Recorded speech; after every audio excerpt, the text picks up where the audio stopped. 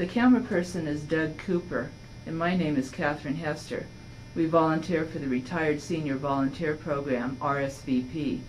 We are interviewing our veterans for the Library of Congress American Folklife Center Veterans History Project.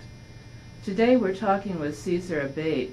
He lives at 728 Hartnell Place, Sacramento, California. Caesar was born on July the 2nd, 1923 at San Francisco, California. He's a veteran of World War II who served in the U.S. Army 11th Airborne Parachute Infantry, 1st Battalion, 187th Infantry Company C, from February 1943 to January 1945. His rank was Private First Class, and he was in the Asia Pacific Theater. Did I do that right, Caesar? 46, not 45. 46. January 45, the war wasn't over yet. You said I was in the 11th Airborne Division from February to January 45. It should be 46. Oh, okay. I was just following what you'd written down here. Well, I wrote it wrong. Right, okay. Thank you. I have to start over? No. No, we're fine.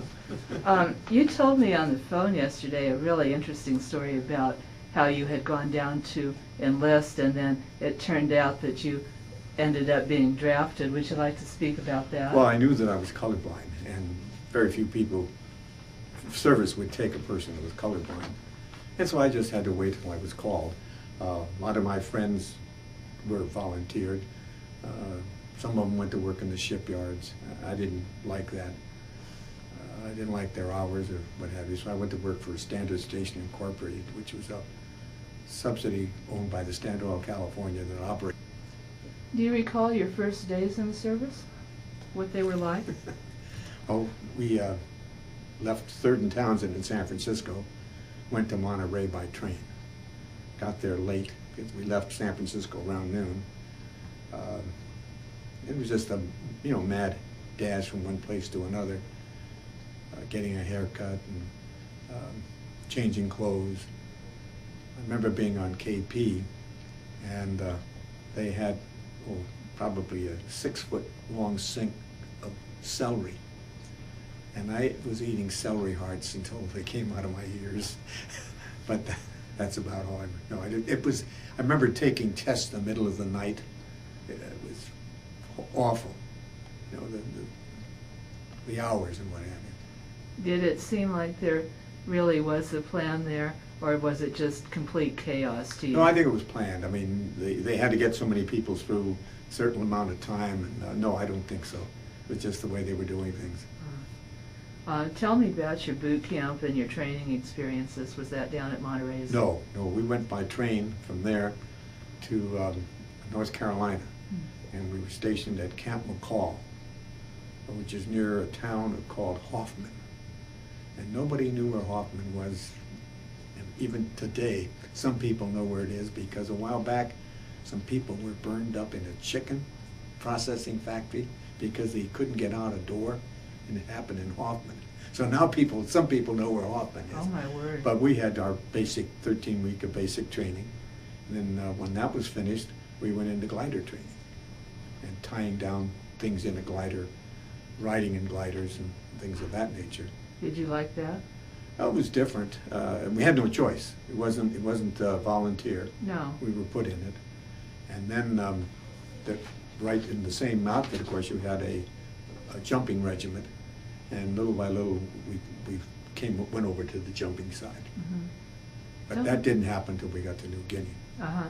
You never jumped Not in the until you States. got to New Guinea. Right.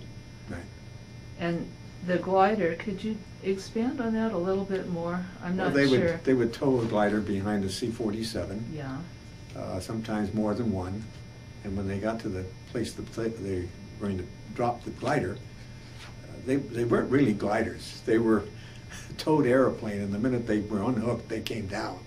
So you couldn't glide for a certain distance. You didn't glide on the air currents. No, you came down. You just dropped where Right, it came down. And they were made of canvas. Uh-huh.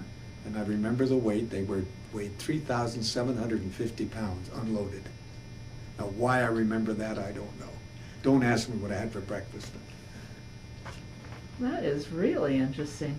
Do you remember any of your instructors? Nothing out of the ordinary. Just we had some fresh lieutenants. Most of them didn't stay with us. I think we had one platoon sergeant that stayed with us all the way through, but the others all went somewhere. I don't know where. Captain and first lieutenants and all. Generally, the sergeant is the one you remember the most anyway. Well, most yes, people. but we never had the same sergeant all the way. We Uh-huh. only had him in basic training, and then when we got to Louisiana, that was the end of it. Where in Louisiana did you go? At that time it was called Camp Polk. Now it's Yeah, it's Fort Fort Polk. Polk, yes. I don't think your original training area is there anymore. What, Camp McCall? Yeah. I wouldn't know. I wouldn't go back there to look anyhow. If I were in North Carolina, I wouldn't want to go. I have no reason to go there. I've never heard of it before, so it must have been Well, it's near Fort decommissioned a long Bragg. time ago. It's near Fort Bragg. Or maybe they just absorbed it. I don't know. I really don't. It's interesting. How did you get through it then? It must, your basic training, it must have been all so new and different.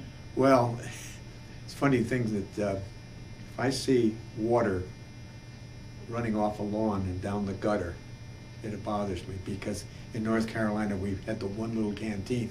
We had to make it last all day, and to see water going down the gutter to this day bothers me. That's a wonderful attitude for a Californian.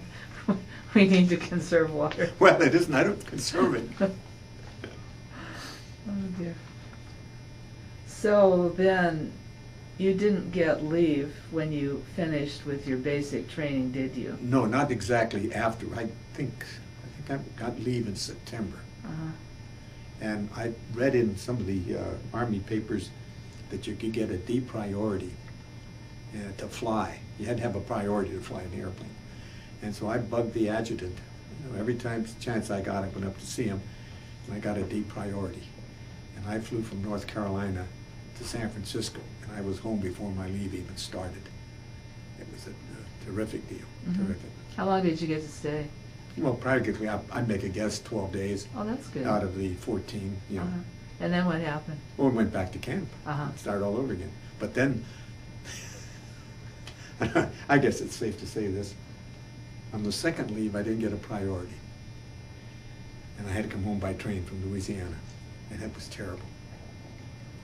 I was having so much fun, though, I decided I wanted to fly home. And as you can see, I saved things. So I had a copy of the D priority.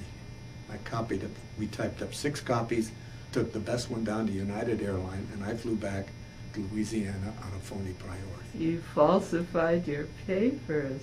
And in Texas, they kicked the 1-star general off the plane. He didn't have a priority. Oh. And I'm sitting there. But Wow. I didn't get shot.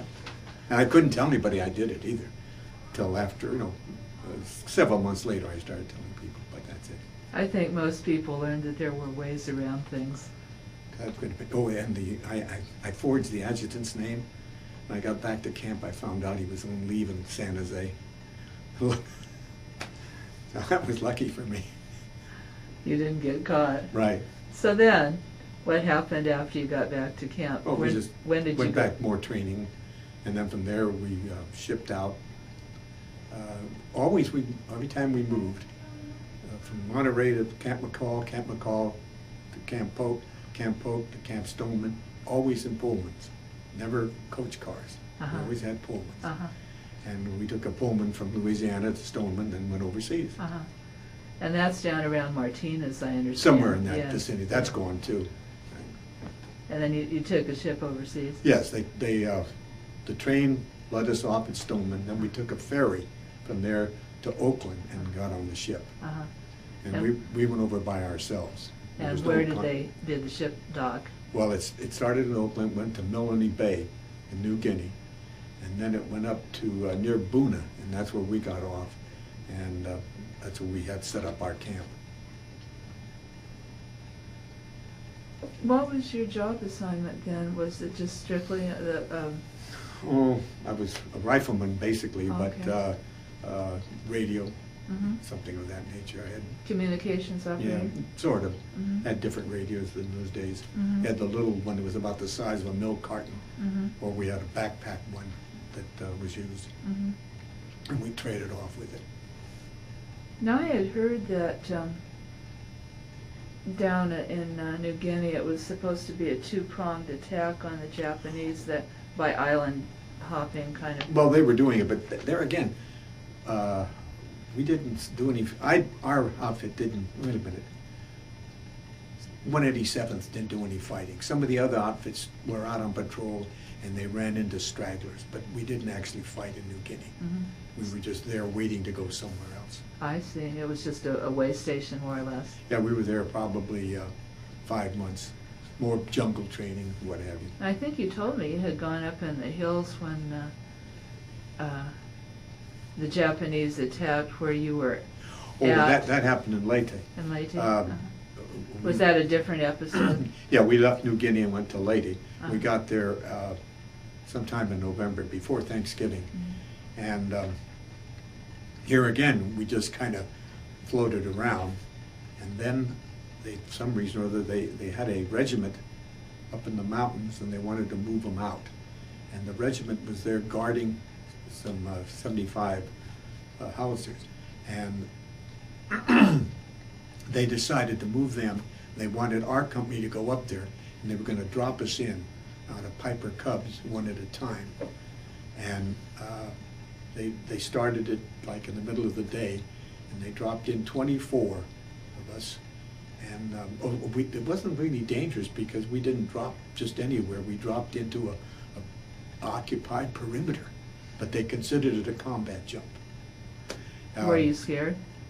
What was different, no shock when the chute opened. It was very gentle. We jumped very low, around 400 feet. And at 400 feet, you don't need a reserve chute. We had one. Static line? Oh, yeah, the static line, you hooked it up to a O-ring in the Piper Cub. And I So never- you were the only passenger, right? Right. The It was jumper was the only passenger. One passenger in each Right. plane, and they made 24 trips. My word. And then that night, I think that happened around December 6th, 1944. The Japanese pulled one airborne invasion, the whole war, on the airstrip in San Pablo where we had left that day. Uh-huh. And it was quite a mess down there because the office people, rear echelon, were doing the fighting. And here we are up in the mountain. Everybody thought we were getting the short end of the stick.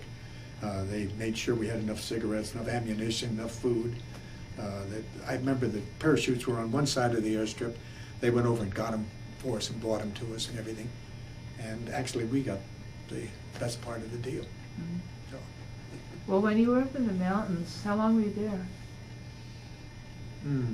probably 30 days or so. Did you see any of the native tribes people? Oh, yeah, the Filipinos were around. Uh-huh. Yeah, well, sure. I wouldn't consider them natives. Natives were what we would see in New Guinea. Right. Filipinos are not the same, quite the same No. class, at least not the ones we saw. Mhm. So you never were in combat and your unit never had any casualties? Oh, yes, we had casualties. We were in combat. But it just seemed like we were always in the right place at the right time. That was very fortunate. Very fortunate. I don't know how. No, we had casualties. What happened? How did they get wounded? Usually mostly gunshot. Few artillery, Uh-huh. mostly gunshot. I see. Oh, close combat. Fairly close, Yeah. yeah. In jungles, yeah. Uh-huh. Well, you were very fortunate. Yeah, I didn't get a scratch, I didn't get malaria, I didn't get the jungle rot, I didn't get anything. I gave somebody a Purple Heart, though. Because they rescued you? No, we'd set up a perimeter at night, and you'd have maybe 4 hours, 2 hours on and 4 hours off, something like that. And this was, I guess, probably in April. We'd been in combat a few months, so we were getting a little shaky. And some noise came by, and everybody threw a grenade. When you throw a grenade, you pull the pin, let the lever fly, and then you throw it. Well, when I let the lever go, this fellow heard the thing go pop. He raised his head up, and the lever came across and scratched his forehead. And the doggone thing got infected, and he got a Purple Heart for it. Oh, my word. And got to go home before I did, because Oh, he my had word. 5 more points. Well, you can't even call that friendly fire, can you? Friendly, Well, friendly accident. If we'd been clean, it probably wouldn't have been infected, but Sure. we hadn't bathed for quite a while. But he got 5 points and got home earlier than I did. Uh-huh. But I see you have some medals and citations. Well, those were, I sent away for those. Now, in my discharge, it doesn't show that I have a Bronze Star, because they didn't give me one then. But all infantrymen got those. I think I don't know if they still do that or not. But I didn't buy it. It's got my name engraved in back of it. So that's the way you can tell it's authentic. I see. And the thing also on this, I have my father's dog tag from World War I.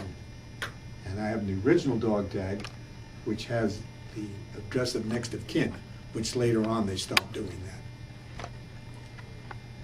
that. Yeah, we're focusing on the medals right now. That's a very good shot. Well, they're just the good conduct of Asiatic Pacific with three stars and an arrowhead. And the arrowhead either represents the jump I made in Leyte or the landing I made in Luzon, because you can only put one arrow per each decoration. I see your jump wings, but I can honestly say I have never seen glider wings or a glider patch. That's really interesting. Well, I had the parachute wings, patch and the wings. The glider patch I picked up at what do you call it? Not a yard sale. But anyhow, one of these places where they sell junk. And I saved it, but at that time I hadn't made the display.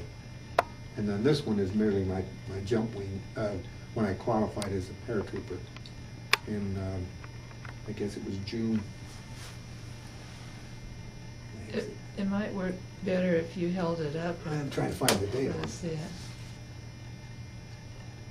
it. No, it has the date on here somewhere.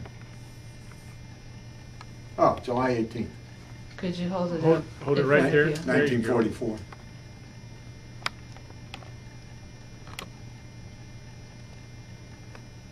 Yeah, that's a good shot. Great. Okay. Thank you. Well, how did you stay in touch with your family when you were away? Well, of course, by that time, my mother and father were both dead, and I had 2 uncles that both died my dad's uncles, brothers rather, that died while I was in the service. I kept in contact with some cousins and things like that.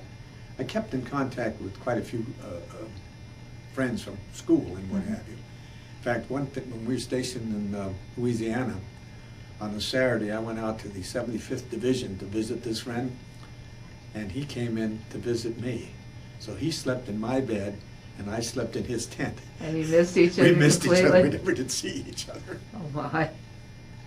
So, But when you wrote letters home, were they little postcards or? no, usually I wrote letters. I didn't like the V-mail. Ah. I didn't use V-mail. Were your letters censored? Oh, I'm sure they were. I'm sure they were. Yeah. Uh-huh. But you try to write so they're not. I mean, I never would write home and. Give away your position? Well, not so much that as they knew basically where we were, but what had happened. You know, if this guy was hurt or that guy was hurt. That's that wasn't. You don't. At least I didn't. I get a kick out of reading some of the things that you see sometimes about a guy telling his wife how bad it is or something. That's crazy. Of course, I wasn't married and I didn't even have a girlfriend, so it didn't. That never entered the picture. Well, what was the food like when you were there? Well, in North Carolina, we had a battalion mess. And battalion mess, when you're feeding that many people, it's harder, I think, to do what you can when it's a smaller mess. And we got to Louisiana, we had a company mess, and the food was better. It was prepared on a smaller scale. And then we went to New Guinea, we were back to battalion mess. As far as Boy Scout days really helped me, because I had spent a lot of time in Boy Scouts, and when it come to cooking, I could cook, you know, with a little bit of a fire and this and that and the other thing, make up some food. In fact, a funny thing happened in Okinawa when we were waiting to go to Japan. This buddy of mine who was from Brooklyn, never been in Scouts. I said, Irwin, we're going to trench our tent. What are we trenching the tent for? Because it might rain. Well, we knew it was going to rain, and it did rain. And here in the middle of the night, these guys are out trying to trench their tents, and it rained so hard that it was actually coming through the canvas. But at least we were dry on the bottom. That was pretty smart. No, just good Boy Scout training. Yeah, that's right. Good Boy Scout training. So you preferred the smaller messes, and Oh, the food would be better always on a smaller mess. what about when you were in New Guinea and on the Philippines? Was that? Well, in the New Guinea, we had a battalion mess. Yeah. The Philippines, we went back to a battalion mess, but all the time we were in combat, we had to cook for ourselves. And those days we were getting what they called 10-in-1 rations, with one box that had food in it for 10 people. 3 meals. So they were just cooked in little batches. Whatever you could do, yeah. Not the wash tray full of celery. No. And actually, though, as the war started to wind down in Europe, our 10-in-1 rations started to get better. Where we got like a little hamburger in a small can, like a tuna fish can. You pop it open and warm it up. But prior to that, we hadn't seen anything like that. Did you ever have any chance to eat? Well, when I was in Vietnam, we called it on the economy. You know, on the local food. No, you mean taking their food and using it? No. When we got to Manila, after the fighting was over there, then we went to the various restaurants and things. But no, not while we were in combat. No. Did you like the food in the Philippines? But yeah, it was fine. Yeah. One thing they had a sweet potato that looked almost like a white potato here, and they would fry it in grease and put sugar on it. That was pretty good. Would it maybe have been a plantain? I don't know what they call it. A taro. No, but it was like a sweet potato. It tasted like a sweet potato, but it was white, and that wasn't sweet enough, so they added sugar. Oh, have you ever had any of that since? No. That is really interesting. No, and I've never had any desire to go back to any of these places. Like, was it this fellow Manchester that went back where he'd been in the service? Once is enough. Yeah, you did it and then you moved on. I understand. Did you have enough supplies? Oh yeah. Always? Well, you must have felt some pressure and stress from time to time. Yes, I think we did. Sometimes you didn't even notice it. We were in Luzon after the fighting was over, and we'd gotten some replacements, and I thought I was all right. And they said, well, tomorrow we're going to go up on that hill there, and we're going to play soldiers. And I said, well, are we going to have any ammunition? No. I said, well, I'm not going to go. There are Japs up there yet. And there were. And I said, no, I'm not going. So the next day they went up there, but I went on KP or garbage detail or something like that. And I thought that was the end of it. And then about the end of the week or so, they sent me to the quartermasters. And I went there, and what I did, and there was other people there, and we sorted packages that came like from the 4th Replacement Depot, came to the 11th Airborne, then at the 11th Airborne we had to get it to the right company. And I thought, gee, this is great, the food's great, the hours are great, and everything. And then I noticed some of the other fellows there. And they were, you know, giving it this or that, and I figured, man, now I know why I'm here. So that's as close as I came. So they sort of planned a little... Yeah, they little R&R. De-stress. Yeah. I see. Well, I guess that didn't really come close to replacing R&R, but... No, well, there was no R&R. There wasn't any, no R&R. No, none. Actually, the whole time we were overseas was the only time we had leeway. Well, we had about a month between leaving Luzon and leaving Leyte and going to Luzon, and part of that time was spent loading ships. So it course, the water was nice and the swimming in the water was good, but no R&R like going somewhere like Hawaii or Australia, so no. Well, what did you do for fun, and how did people entertain themselves besides swimming? I don't remember. Did Well, you there was play cards or something like that. I wasn't a gambler. I didn't participate in that. Although I made some good money. I saw something in a magazine where you could order a little pin, like your shoulder patch, and they were $1 a piece or something like that. So it was somewhere in Atterbury,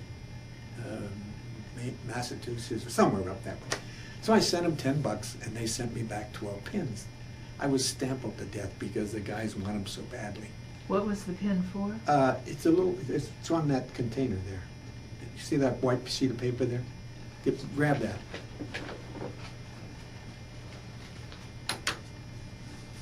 Okay. Can you pause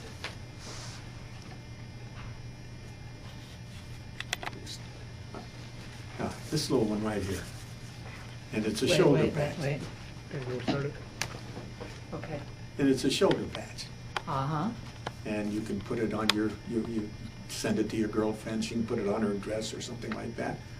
And as I say, I didn't even get one because if the guys want them so badly. So then I said, well, this is a pretty good deal, so I ordered some more. To make a short story long, the last order I had was for 500, and I sold them to New Guinea for £1, which was $3.40 a piece. And I was getting these things for about 90 cents or 80 cents a piece. It sounds like you made some pretty good money on it. And that you might have even been able to make more. That was enough. That was a good story. I guess I was an operator, didn't know it. Well, I just say you saw an opportunity and took advantage of it. Did you travel anywhere else in the South Pacific? I went over to Port Moresby once, but that's all. No, we didn't have the time. And there was no transportation in New Guinea, and really no transportation in the Philippines either, unless you had a car or something. No. Now in Japan, we went a couple of places by train because we were there. I was there from August to first part of December in '45. You were part of the occupation forces there? Yes. That must have been very difficult. Well, I wouldn't say difficult. In Okinawa, one day we'd be practicing squad tactics, and the next day we'd be crowd control, because they didn't know quite what to expect. But once we got there, it was a piece of cake. I mean, I never heard of any resistance or anything. Very peaceful, very peaceful. But just seeing the devastation. You could see it, yes, but by the time we got there, all the streets were cleaned. They were all piled up on the sides, so there was no hindrance of traffic or movement. We wound up eventually in Sendai, and it was spared, and it wasn't too bad up there. Did you take part in the cleanup at all? No. Just more or less keeping peace and... Well, I wouldn't even say that. There was no peace to keep, at least not where we were. Right. The only thing we did is there were they'd take out 5 fishing boats, and they had 5 fishing boats would be loaded with rifles and machine guns and things like that. These fishing boats would go out, and at a certain point, then they'd throw everything overboard. Then one fishing boat there was one GI on each fishing boat. Then one fishing boat would bring back all the GIs, and the others would go out and fish. But that's how they were getting rid of some of the weapons that were just throwing them in the ocean. Oh my. So if you could know the spots, you could dive down there and get them today, I guess. Did you meet many of the Japanese people? Yeah, we went to a couple of some Japanese shows. How did they treat you? Fine, no problem at all. No problem. They didn't seem to be resentful or... No. The thing I noticed peculiar, so many of them could read English, but they didn't know what they were reading. Oh. They could pick up a sentence and read it, but had no idea what they were doing. Did you and your fellow soldiers play tricks or jokes on each other? Oh, sure, but nothing, you know, yes. I don't remember any of those really. I'll tell you, something weird that happened in North Carolina. This fellow in our outfit, his girlfriend came out from California and they got married. And I went to the wedding and another fellow. And to this day, this guy jokes about it. It was a Protestant wedding and a Catholic and a Jewish fellow signed the license. But anyhow, he got married, and 2 months later, something like that, gets a notice that the Justice of the Peace, whoever married him, license had expired. So they had to do it all over again. And about that time, there was a movie like that with, I think, Rosalind Russell or something, and it was the same thing that happened to this poor guy. Oh, my word. They're still married, incidentally. They live in Modesto. But they had to have another ceremony. They had to do it all over again. Oh, my word. Gee. Did you get any photographs? Did you have any photographs of you and your I've got buddies? some over there somewhere, yes. Would you like to show those? Oh, yeah, sure. Gotta cut this film. Hey, this is the my two buddies, Merlin Cobb, Irwin Stahl, and I. I mean, we should have been a vaudeville team. Can you imagine? Irwin, Merlin, and Caesar. That would be just right up there. Now, this was taken in 1945 in Sindai. And then the second picture here is the three of us, taken at the Mark Hopkins in, I'm not sure the year, at 83. And this is a picture of the three of us in Las Vegas in 1999. So you kept in touch with your yes. buddies all these years. That's nice. Were these formal reunions or just get-togethers? Just get-togethers, just the three of us. Then this was a get-together, though, that we had up in Seattle, and these are four people that were in the C Company. Then this is a picture down here of a group of us before we jumped. I only made 8 jumps. Well, I bet that's 8 more than most people can say. Well, it's funny. I was somewhere, and somebody realized that I don't know, the subject of paratroopers came up, and this other fellow had been a paratrooper, so he asked me how many jumps I made, and I told him 8. And so being polite, I said, well, how many did you make? Well, this guy made like 80, 85. And that kind of took the wind out of my sails. Then I said to him, how many were combat jumps? There you go. So that's that. And then this is a picture I took inside of an airplane before in New Guinea, and the man is getting ready to jump. I have some pictures here that aren't very good at all. Oh, this good-looking guy. Oh, he really. Oh, that's so small. That's all right. We can zero in on Geez, it. that's so small, but that's a real good-looking guy. That's perfect. That's a very good picture. Oh, yeah, isn't it? Yeah, wish I were that young now. Let's see what else we have. Knowing what you know now, right? Yeah, there you go. Oh, this is another junk. I laminated some of it just to more or less protect it. I don't know how much there. Why don't you show that newspaper? This 11th Airborne? Yes. And then This comes out 4 times a year. No, the other one. Oh, this, what, the picture? This one? Yes. And then we will copy it and Right. submit it with your records, but that's really very, very dramatic. This was on the cover of Yank magazine.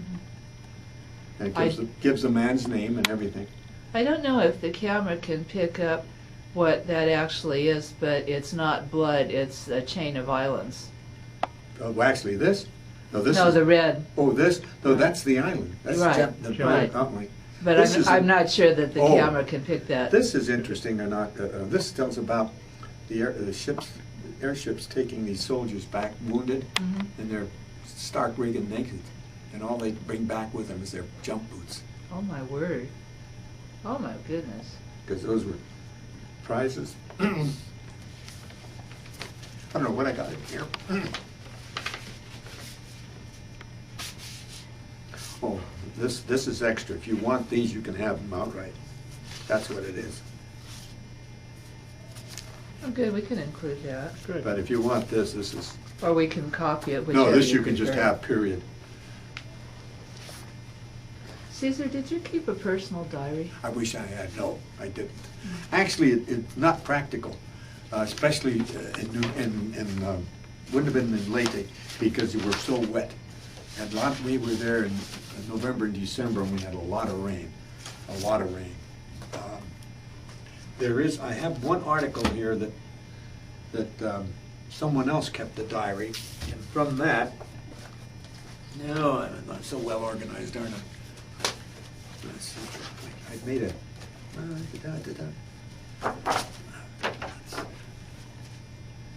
all right, be patient, it must be here somewhere.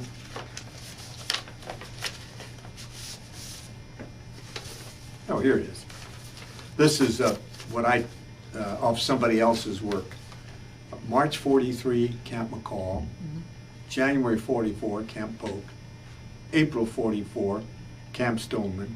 May 44, New Guinea. November, I'm not sure of the date, 44, landed in Leyte, somewhere between the 11th and the 18th. 31st of January, we went to Luzon, landing at Batangas Bay, which is about 60 miles south of Manila. August 6th, the A-bomb. August 12th to the 15th, we're in Okinawa. Could you see the A-bomb from the Philippines, the No. effects of it? No, A cloud or anything? nothing, No. no. Although, The water? nothing. We weren't near water then, we were in inland. Uh-huh. But in June of 45, I had some trinkets that I didn't want, and I went out to the airport, to the airfield there and sold them to some airmen. And the reason for doing it, we were in Manila having so much fun that I needed a little extra pocket money. And while I was there, now this is in June, I didn't see the man, but I heard from these other airmen that somebody was betting that the war would be over by Christmas. And at that time, I didn't think much of it. Because to this day, I hate the song that I'll be home by Christmas. Because we used to sing it, it's 1948 or, way down the road. But this fellow must have known something. And I don't know whether anybody took his bets or not. But, and I didn't think about it until afterwards, after it happened. Let's see, now going back, August 30th, we were in Japan, and that's right after the bomb. The surrender was signed in September. Then September, we moved up to Sindai. And then December of 45, I went to the 4th Replacement Depot. And then the 25th of January 1, I was at sea coming home. I spent Christmas and New Year's, and I was discharged on the 9th of January 1946. That's nice to have a record like Well, that. I got this from somebody else's work. Mhm. I didn't keep anything. But it's still nice to Yes. have that record. Yeah, that's why I saved it, what he had done in the paper. Do you recall the day that your service ended? January 9th. Uh-huh. But what happened then? Where you were in Discharged in Camp Stoneman, I guess. Uh-huh. Yeah, and we came home. That's interesting too, because I got $7.45 travel money. It's in the discharge. Plus I got $299.29. So that was probably 2.5 months' pay or something like that. mustering out pay maybe. Well, no, this was salary, because I didn't take Uh-huh. I got mustering out, but I took it in 3 segments, I think. Uh-huh. But see, as a paratrooper, we were getting extra $50 a month, plus I was a PFC, and I had combat infantry badge, so I was getting probably about $120 to $130 a month, which was a lot of money. Then, yes. But the money was no problem. So you went on back up to San Francisco? Came back to San Francisco, right. And I laid off. I didn't do anything for about 2 months. And eventually I went back to pumping gas for standard stations. Uh-huh. And then after that, what did you do? I worked for them for 30 years. Oh, all In right. various, not pumping gas, Not but pumping gas. here, there, and everywhere. Did you ever take advantage of the GI Bill? Only for some speech classes and some English classes, but not the full course. I never went back to school.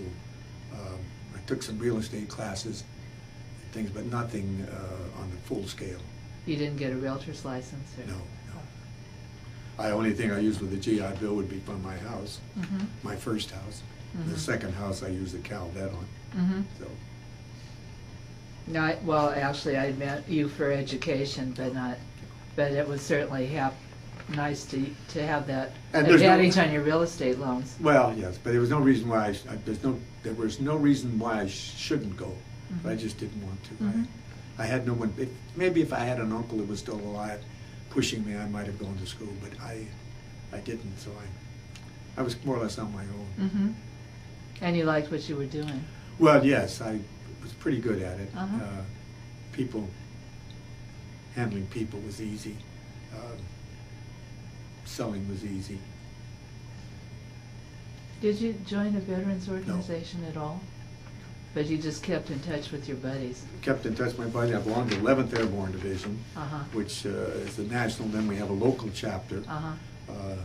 It's in the general area here.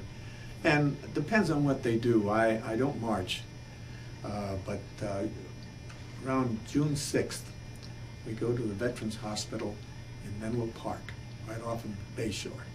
It's called, I think, Dibble. And we have a barbecue for the veterans. And they serve hamburger, chicken, hot dogs, beans, and all kinds of salads and stuff.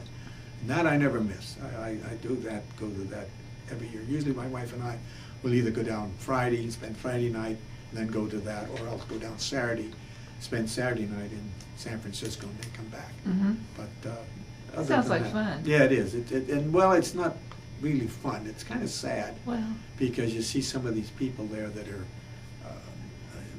well, I guess there are a few World War II, but mostly Vietnam veterans in wheelchairs and having trouble eating, and it's not a real fun day. It's like doing something from the heart. yes, and that's a good thing. When did you meet your wife and marry? Well, I knew my wife in high school. I didn't go out with her then. You didn't send her letters either? Oh, a couple here. Well. But nothing, no, just something about the weather. And then when I came home, I met her downtown one day in San Francisco. That was in 1946. And it progressed from there, and we were married in 1949.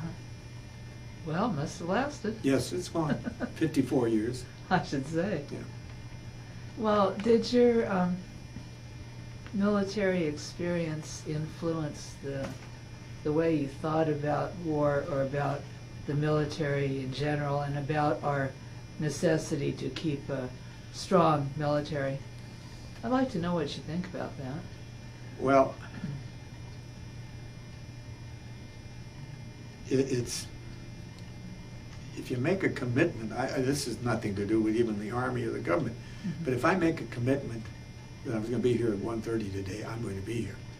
And this is the same thing that was, I think, for any government. If they make a commitment, unless they back out of it and say it was wrong or something, but most cases it wasn't wrong, and if they've got to go through with it, that's all. And the same thing with Vietnam. I think that they made a mistake there by not trying to win the war. It was kind of like a holding pattern. Maybe if they had, it would have been a bigger war. I don't know. I have no reason. I know when I got out of the service, I hate to think how many letters I got to go with the reserves or something, and it just wasn't for me. No thanks. You didn't need to. I didn't particularly want to. There's no reason to do it, no. Do you think that your service affected your life No. from then on? Or it was just something that you Yeah. you did A little adventure. and left? Yeah. I see. Something that happened for 2 years, 9 months, and 10 days. I'm not sure of the hours. What haven't we talked about, Caesar? What would you like to say? Oh, we were in Sendai.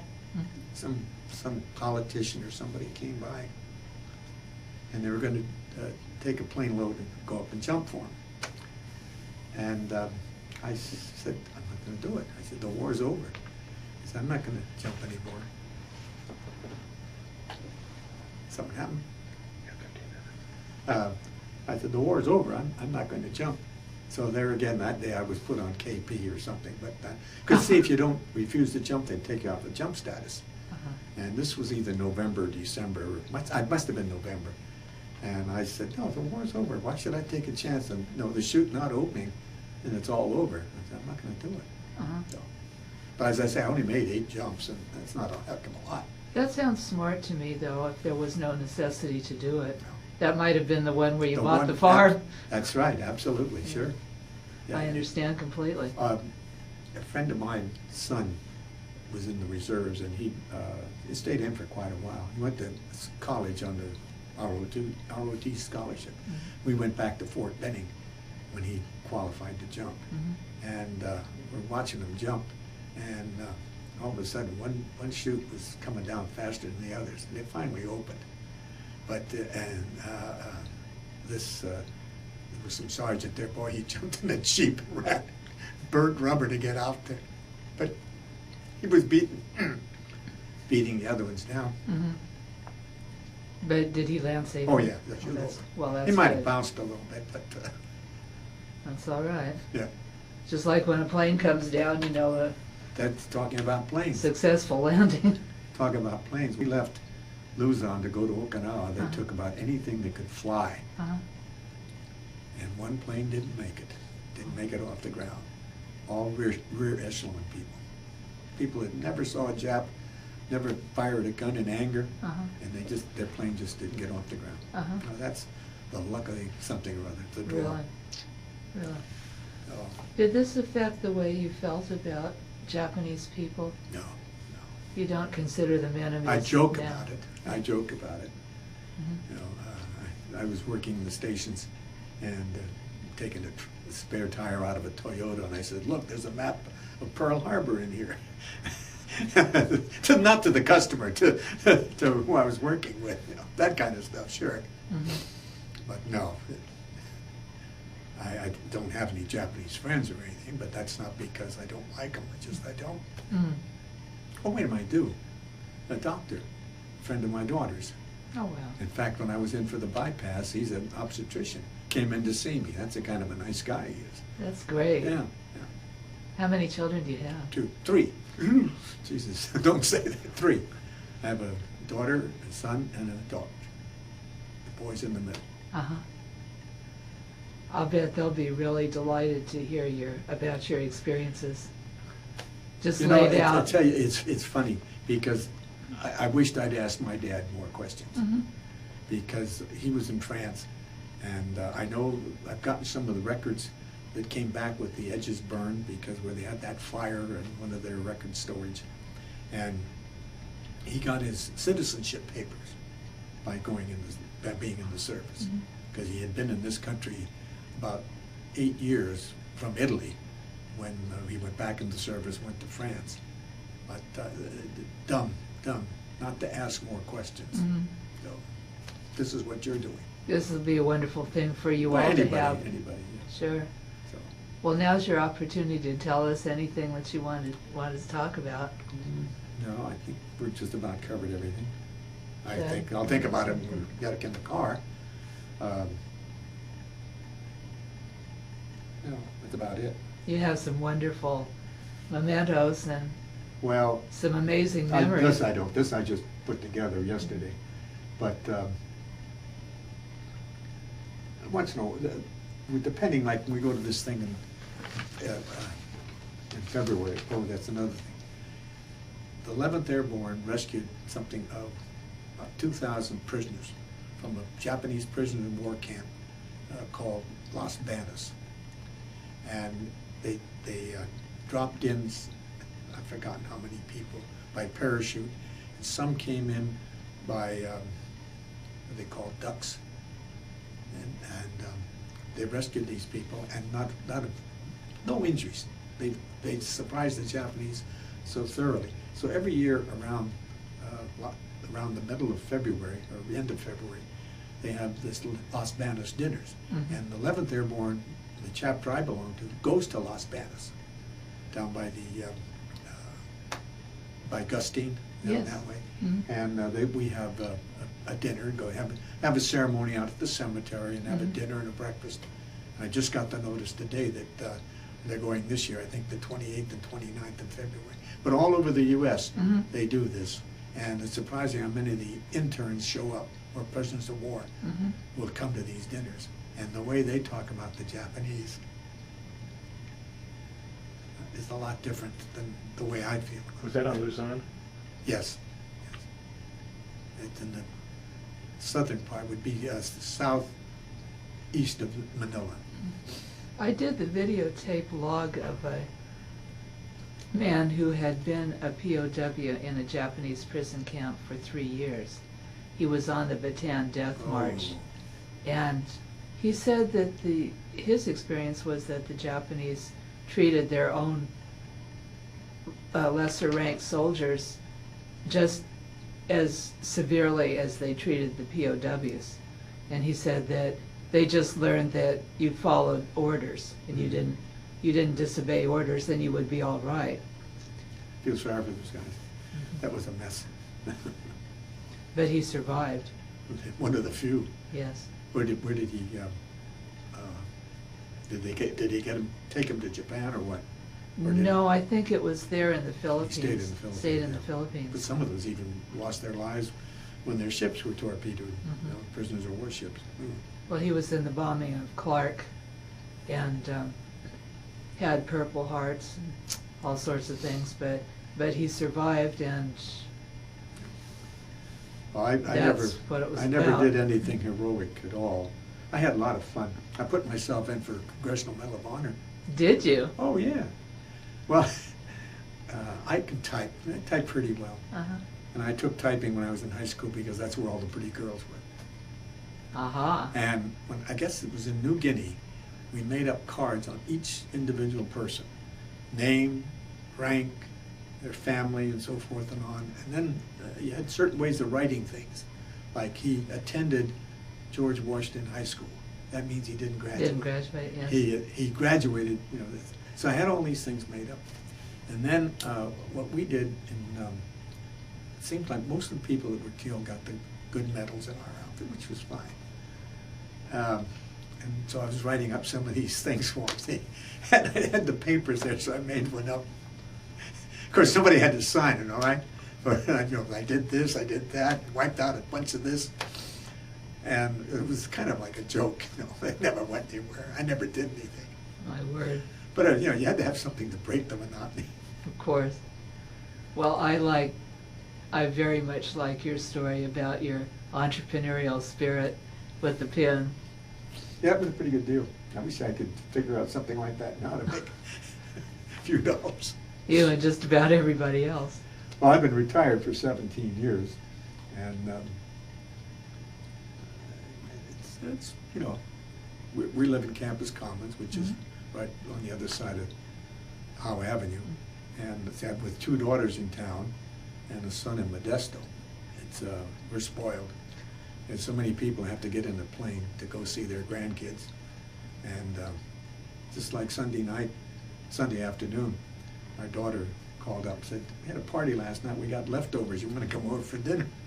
So we went over there for dinner, just like that, which is great. That's a blessing. Yeah. How many grandkids? 4. 4. 2 here and 2 in Modesto. One graduated from UC San Diego in June, and she's taking a year off, and she wants to go back. She's hoping to go back to the Smithsonian and do something. She worked with them on the student thing last year for about 3 months. And then our grandson has just started Berkeley. And we have a granddaughter that's at USC in Los Angeles, another grandson that's his 2nd year of high school in Modesto. Well, I want to thank you for telling us your experiences and for a wonderful, wonderful story. Well, I hope it doesn't get anybody in trouble. I Especially, I doubt hope that that. general that I kicked off got kicked off the plane, doesn't it? Statute of limitations. That's it, yeah. Laws, Since law passed. run I'm out. clear there, huh? Thank you so much for your No problem, story no problem. and for Now I your gotta pick service up all to the my country. treasures.